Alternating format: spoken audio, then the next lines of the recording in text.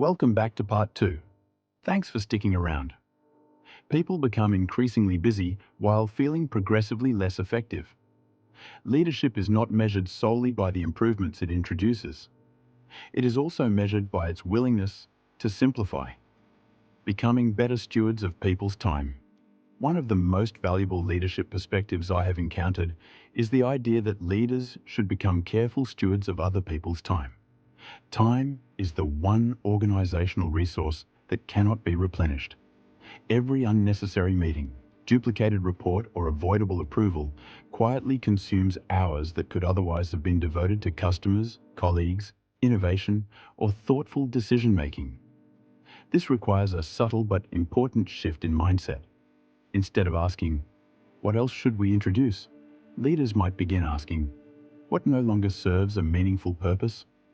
The answer will often be surprisingly revealing. Some reports continue because nobody has questioned them for years. Some meetings remain in calendars because cancelling them feels more difficult than attending them. Some approval processes survive long after the original risk has disappeared. These activities rarely persist because they are valuable. They persist because organizations become accustomed to them. Healthy organizations periodically review not only what they do, but why they continue doing it. Simplicity requires courage. Simplification is often misunderstood as doing less. In reality, it requires thoughtful judgment. Some forms of organizational friction are entirely appropriate. Regulatory requirements, safeguarding processes, and financial controls exist for important reasons. Removing them carelessly would create far greater problems than they solve. The challenge is distinguishing between work that genuinely protects value and work that merely consumes it. That distinction demands courage because removing something familiar often feels riskier than adding something new. Introducing another meeting appears proactive. Eliminating one requires confidence that people can exercise judgment without additional oversight. Creating another report feels responsible. Stopping it requires trust that the information is no longer essential. In many respects, simplification is not an operational exercise. It is a leadership discipline grounded in trust, clarity, and confidence. A question worth asking: if every recurring meeting, report, approval process, and policy in your organization had to justify its existence today, how many would survive unchanged?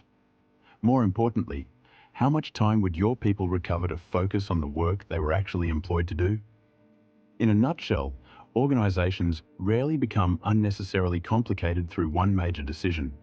They become more complex because sensible decisions accumulate over time while very little is ever removed. Every new process, approval, report, or meeting may solve a genuine problem, but each also carries an invisible cost. Effective leadership is not simply about introducing new initiatives. It is also about having the discipline to remove work that no longer creates meaningful value. Sometimes, the most valuable improvement an organization can make is not adding something new. It is having the confidence to let something old go. Thanks for staying with us through this episode. In our next episode, we'll tackle one of the biggest questions employees are asking today: when good organizations drift. Why do strong organizations lose their way? What causes the drift? And more importantly, what can leaders do to prevent it? Join us as Karl Wood explores the warning signs, the root causes, and the practical steps every leader can take to keep their organization on course.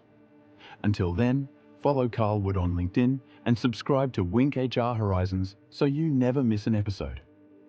And don't forget to scan the QR code below to get your copy of Karl Wood's #1 best-selling leadership books. Until next time, take care. Goodbye.